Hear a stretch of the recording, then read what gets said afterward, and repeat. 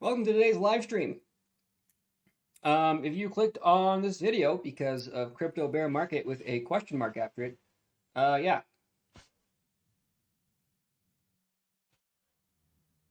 that was the entire thought. All right, where are we beginning? Let's start with Ethereum. Hey, no bark, Bubba. You gotta be nice. She's looking at cars past the window. I'm very proud of her. All right, so pretty much every single chart we're gonna look at today is going to follow the same pattern.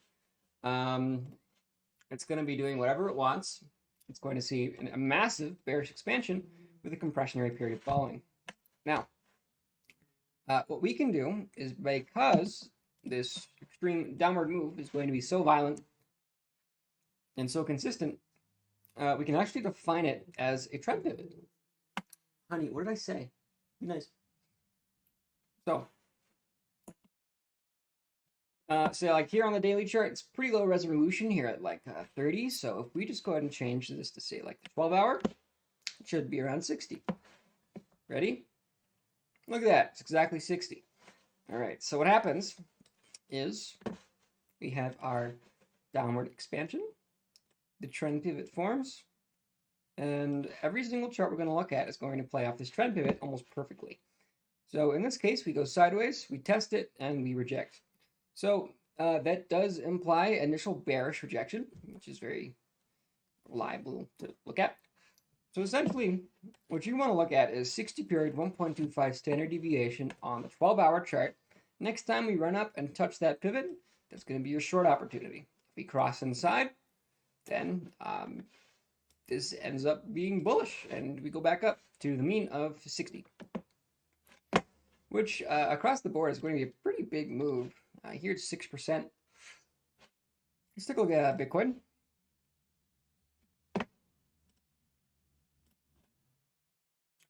Awesome. So Bitcoin's is defining based on this little cloud here. We want to manually define it based on the 250 period.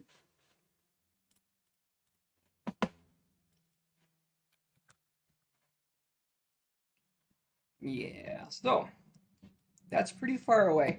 Essentially, what this means is we have a bit of wiggle room to run up and still be considered in a bearish trend.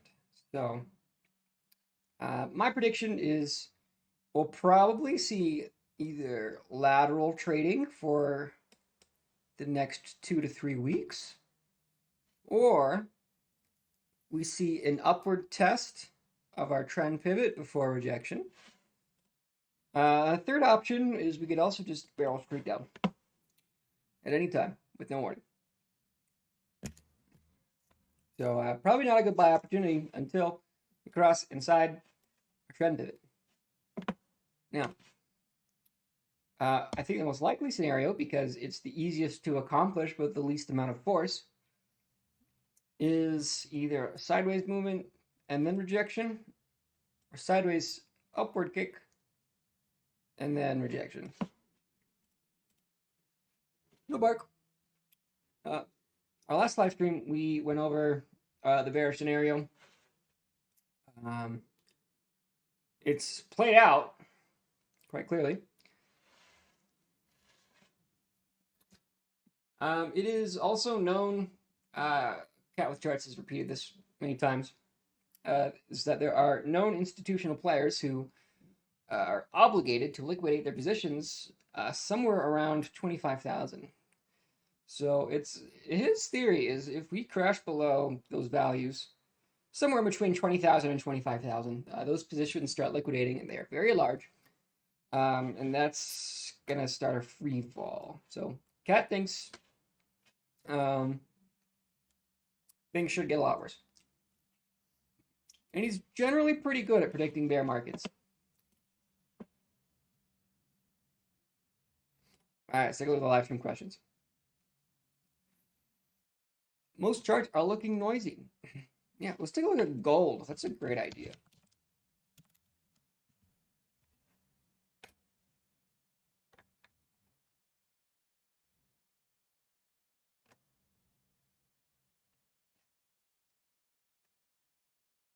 They should make a cryptocurrency that's like a tether, but it's tied to the price of gold.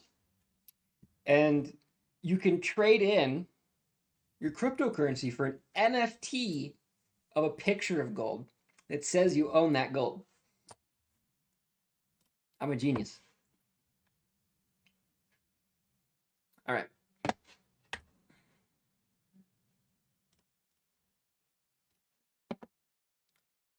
Daily chart.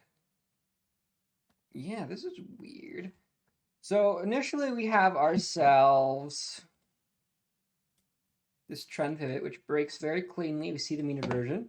And this downward expansion is actually sharp enough to generate its own trend pivot, which is now coming back to the upside. And we're almost at that mean reversion target. Interesting. So, yeah, essentially this is pretty range bound for the time being. Unless we either flash fast around 1740 or jump up to 1920. I don't really see a play on this for now. It's pretty much just going to be lateral trading. All right, FTT. Yeah, no, I'm not interested. Ooh, but as soon as you zoom out, it looks a little bit better because this has held its ground extremely well in the face of the Bitcoin crash. One thing that's interesting, I see what you're looking at. Here in the daily chart, we actually have this positive wave PM cross. Everything is sloping upwards. How's the CCI waiting? Oh, it's weird. First it's positive, but now it's negative. It's noisy. Lots of potential energy, but there's a lot of fighting over what direction that should go. We see ourselves with multiple instances of support at the 3.2s, which is very clean until we actually see a clean break above our 3.2 standard deviations of our CLCPs. It should run in that direction, so we should probably set some alarms. I like the one that goes up more because it's easier to play. Yeah, let's set an alarm there. Yeah, if that breaks, I'm very interested. Interesting chart. Take a look at BNB.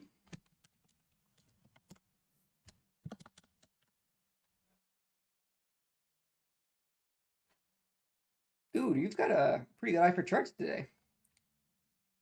You are learning. Daily chart implies bearish expansion, but it's already failed and already facing the other direction. The difference is on this chart, we don't have the CLCP to actually define our range. So this is far noisier and much more difficult to trade. Yeah, let's stick with FTT if you're looking for a play like that. Yeah, dude, but you've got a great eye for charts. I like what you're throwing out here. And TRX.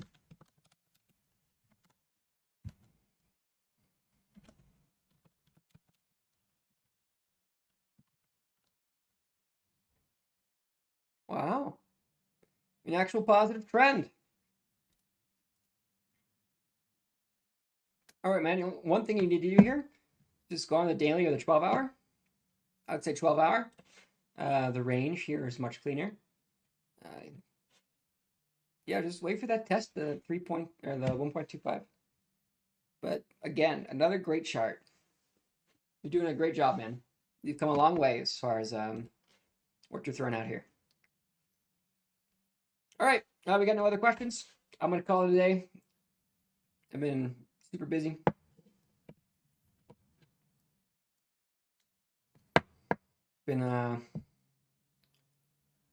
I'm working. Doing my dice thing. I made a song. I guess I'll show you. Give me 1 second. Just make a new tab and steal it.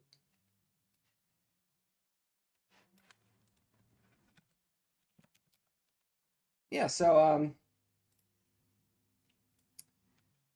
making a Kickstarter for my dice, as there is efficiency and scale.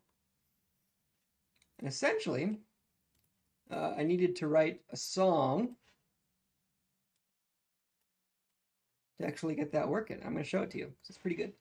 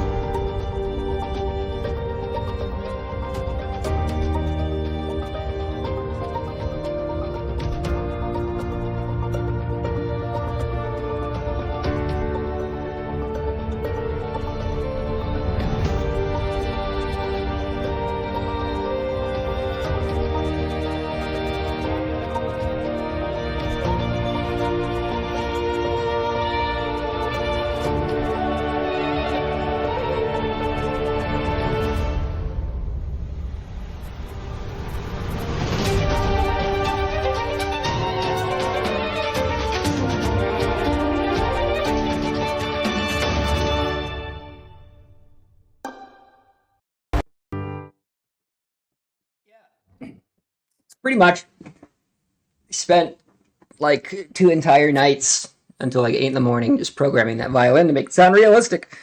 And holy shit, does it take a long time. It's a lot of work. Oh, but my dice are musically themed, so kind of had to throw. I tuned them using frequency analysis. So I kind of had to drive home the point that, oh, I know what I'm doing when it comes to music. So I spent a lot of time on it. But that's going to be it for today. Been a pleasure. I got to get back to work. I need to add more things and take pictures. All right, have a good one.